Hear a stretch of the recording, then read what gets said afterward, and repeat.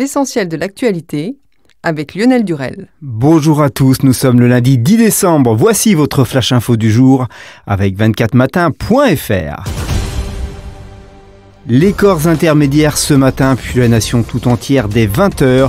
Après un 4e épisode de fronde des Gilets jaunes, Emmanuel Macron s'adressera aux Français dans l'espoir de faire enfin déboucher la crise sur une phase de dialogue. Pour Emmanuel Macron, ce sera sans doute l'allocution la plus importante depuis le début de son mandat. Le président, qui s'exprimera publiquement à 20h pour la première fois depuis plus d'une semaine, va devoir trouver les mots qui apaisent, a affirmé lundi le ministre des Finances, Bruno Le Maire. Les troubles liés aux manifestations des Gilets jaunes feront perdre 0,1 point de croissance à la France sur le dernier trimestre de cette année, a estimé aujourd'hui le ministre Bruno Le Maire. Le ministre refuse néanmoins de revoir pour l'instant à la baisse la croissance pour l'ensemble de l'année, attendue à 1,7% par le gouvernement. Pour le responsable politique, cette baisse n'est pas rattrapable. C'est la réalité, celle des commerçants, des indépendants qui ont vu leur magasin samedi abîmés, vandalisés ou pillés, a-t-il affirmé.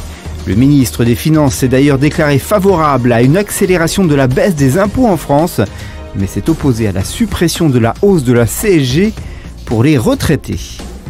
Dans le Finistère, le cadavre dénudé d'une femme a été retrouvé au pied d'une falaise. Selon le parquet de Brest, aucun vêtement n'a été retrouvé à proximité du corps. Si la victime a été identifiée selon les autorités, il est encore compliqué de déterminer les causes exactes de la mort à ce stade de l'enquête. Malgré les tensions, le pacte sur les migrations a été adopté ce lundi à Marrakech. Des représentants de plus de 150 pays ont approuvé le pacte mondial sur les migrations piloté par l'ONU.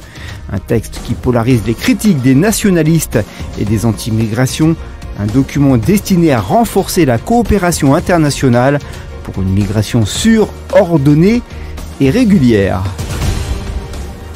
En bref, et dans le reste de l'actualité, à Mulhouse, un déséquilibré est en garde à vue après avoir attaqué 3 femmes au couteau à la gare ce dimanche. L'agresseur, qui tentait de prendre la fuite, a été interpellé par les forces de l'ordre et placé en garde à vue. Ayant survécu à des mois de calvaire aux mains des djihadistes en Irak, Nadia Murad, qui reçoit ce lundi le prix Nobel de la paix, a brisé le silence pour devenir une porte-parole respectée de la minorité yazidi. Enlevée par l'État islamique, Nadia, comme des milliers d'autres filles et femmes de sa communauté, a subi torture, viols collectifs, ventes puis multiples reventes sur les marchés aux esclaves des djihadistes en 2014. En sport, terrible dimanche pour le champion du monde français Benjamin Pavard, auteur d'un but contre son camp et blessé à la cuisse sur la même action contre Mönchengladbach. Défaite 3-0. Engagé en Coupe du Monde en Slovénie, le biathlète français Martin Fourcade s'est dit désabusé par ses piètres performances. « Je ne comprends pas ce qui se passe dans mon corps. Ce ne sont pas mes sensations. Elles ne correspondent pas du tout aux standards que je peux avoir.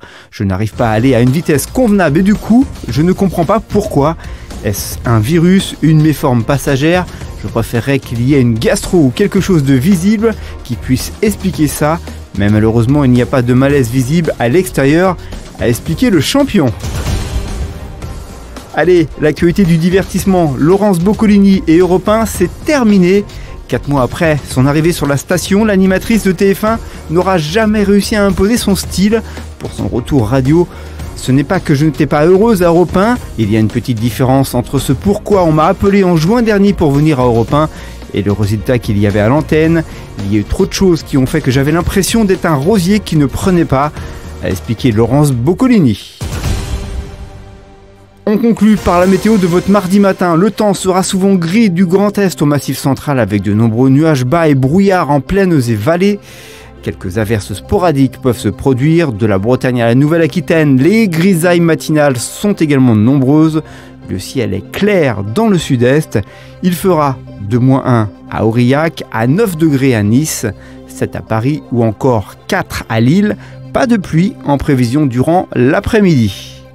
Merci d'avoir suivi ce journal de 24matin.fr. On vous donne rendez-vous sur notre site afin de suivre les dernières news de la journée. Bon après-midi à tous et à mardi 13h.